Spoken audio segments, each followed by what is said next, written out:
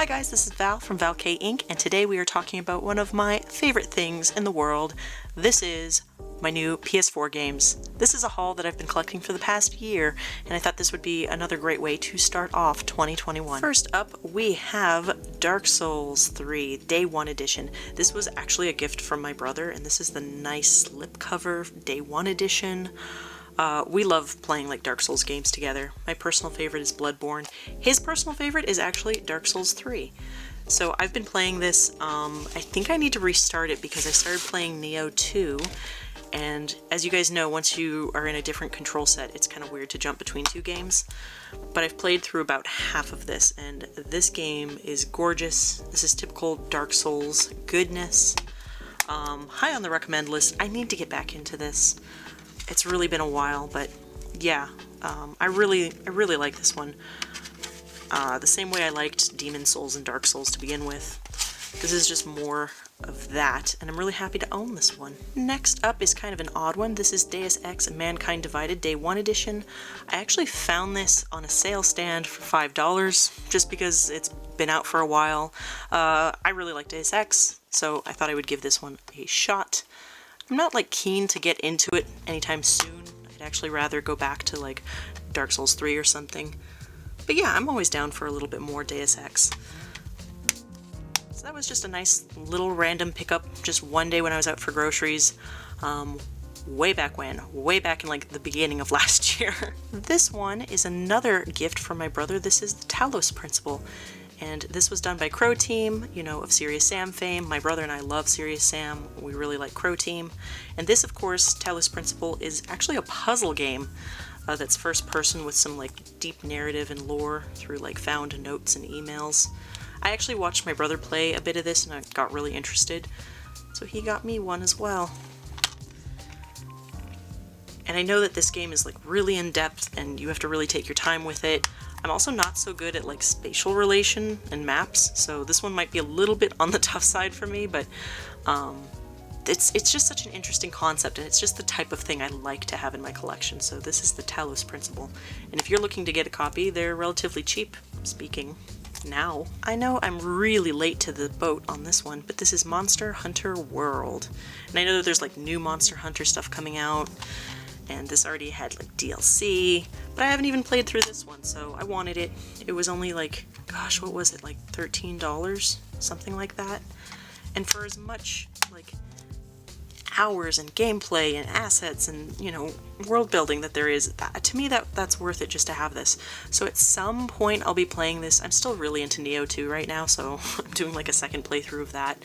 I tend to get games and sink a lot of hours into them, and then I'll switch to a new game. But when I do start playing this, I'll definitely like say something on Twitter so you guys know. Here's my Twitter if anyone's interested. You can always hear me talk about games and anime on there. This is a really interesting game that I've been meaning to pick up for a while. This is the Nonari games, and this is actually 2 games in 1 from the Zero Escape set. This is 999 and Virtue's Last Reward, and these were originally I think on DS, possibly? Can't remember.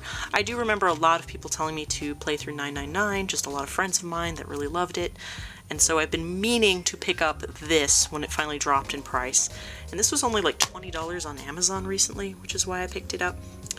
It's hard to describe these. These are survival games, so you're going through a series of events. It's a story, it's like a visual novel, but every response and every action has a consequence.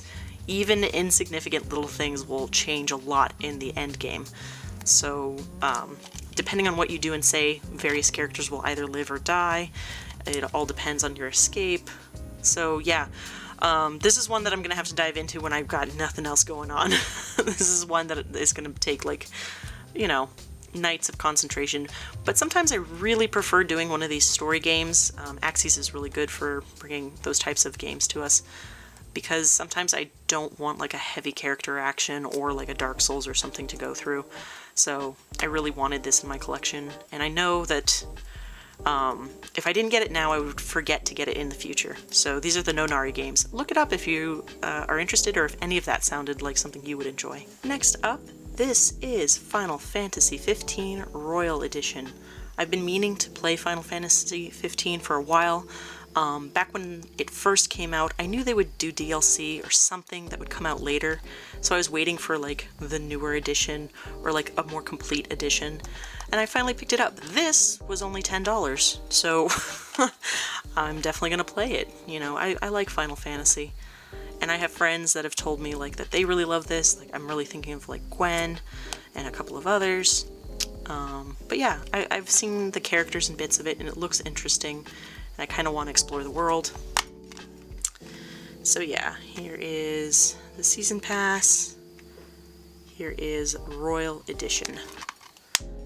Just something that I really wanted for when I really want a fantasy game, just on the PS4. So now I have that in my collection. Of course, it wouldn't be a Valve video without Pirate Warriors, or at least something One Piece related.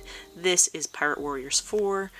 If you're not familiar, the Pirate Warriors games are like Dynasty Warriors games, except in the world of One Piece. They've also done Gundam and various others. But I love these. I've been playing since 2. I think One Piece Pirate Warriors 2 is my favorite story, quote unquote, because it is kind of this fanfic mess, but it was fun, and that's what mattered. It was super fun, and I think the mechanics have gotten better with each game. So this is Pirate Warriors 4, and I really wanted it when it first came out, but I couldn't justify the $60 price tag. This has gone down to like $20, $24, $25 in various places, so that's good enough for me. I wanted to play through another Pirate Warriors game, didn't feel like clearing my 100% completed saves on my other two. So I got Pirate Warriors 4, and I'm really excited to go into this one. This is one of those just put it on and play it when you're tired at night games that I personally love. My biggest reason for this haul is for this Yakuza Remastered Collection.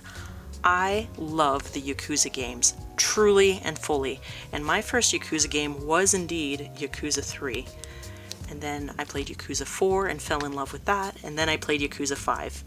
Originally this only came out digitally, this is the first time it's physical. These are my favorite games out of the Yakuza series. I mean, I like the first 2 and I like 6, and I just got 0, we'll talk about that in a second. But these are my favorite, and I really just wanted this because I love these games. I want to play through them. I gave away my copy for 3, and the graphics just don't hold up on the PS3 for 4 as well as I like, so this finally, you know, came back into stock, and I decided to get it. So, oh, nice. I didn't even open this yet, so here is Yakuza 3, 4, and finally a physical copy of 5. So yeah, if any of the Yakuza games sound interesting to you, I suggest just picking up the one that looks the most interesting. For example, you could go for one of the very earliest, 1988, Yakuza 0. That's when this happens. This is young Kiryu and Majima. This is a prequel to the main line. And I got this for super cheap, and I'm so excited to play it.